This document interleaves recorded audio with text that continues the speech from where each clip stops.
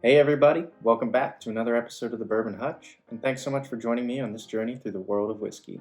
Today we're going to be doing a review of, spoiler alert, one of my favorite bourbons, and that is Old Forester 1910.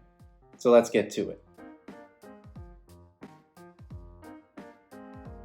Alright, so Old Forester 1910, you might have heard of it. It's pretty popular. There's sort of this big debate going on between is Old Forester 1910 the better product or is Old Forester 1920? They're both from the Whiskey Row series out of Old Forester, and I think the consensus is largely that these are the two best products of that series. And it's sort of divisive in terms of which one you're going to get behind. Some people love the 1920 for its higher proof, sort of more traditional, rich bourbon flavors. And some people love this 1910 because it is finished in a second heavily charred oak barrel and sort of takes on this extra sweetness and dessertiness. So 1910 is 93 proof.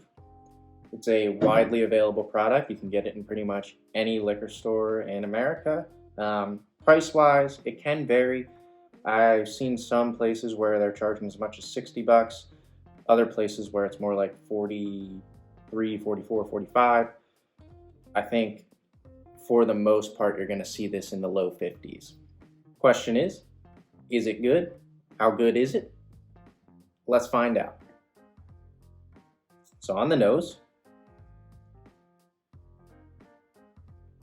rich, sweet flavors, darker brown sugar. I get a lot of dark cherry flavors, aromas that I'm picking up. A vanilla sweetness underneath that.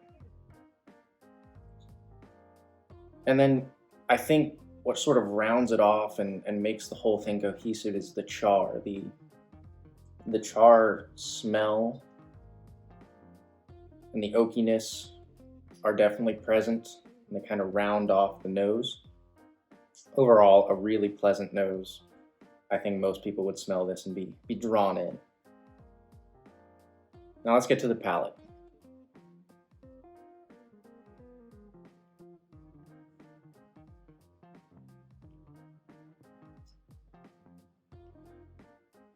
Man, that is good. Oh, man.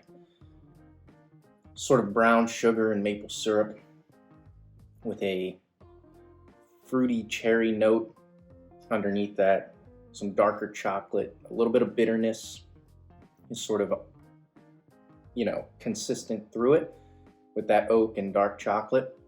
So it's not just a sweet bomb if you were looking for just something that has no sort of astringency whatsoever. This definitely has some, but those sweet flavors like brown sugar and molasses and vanilla are all there, as well as a cherry flavor. Let's get another sip.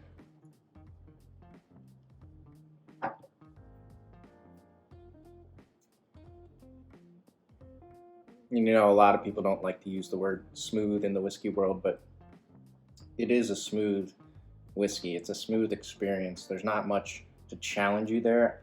There's a decent hug, a little bit of warmth, but nothing crazy. The finish, what lingers on the finish is a little bit of that dark chocolate bitterness mixed with that vanilla cherry sweetness. And so in terms of the finish being tannic or oaky, I don't get that as much. I definitely think it's a sweet finish following from a pretty sweet palate experience. Let's go for one last sip here.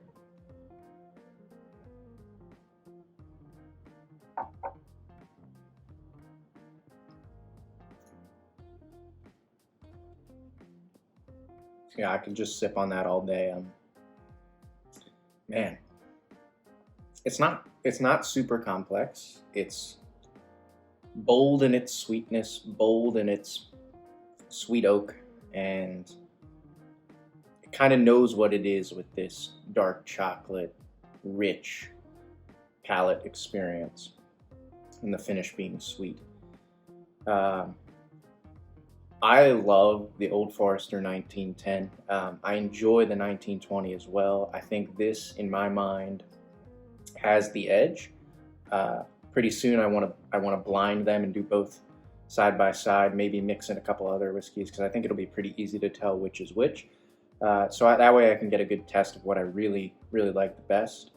But in terms of a nice nightcap or a dessert whiskey or an introductory whiskey for somebody who doesn't really want spice and burn as part of the experience, I think Old Forester 1910 just sort of knocks it out of the ballpark in all those categories.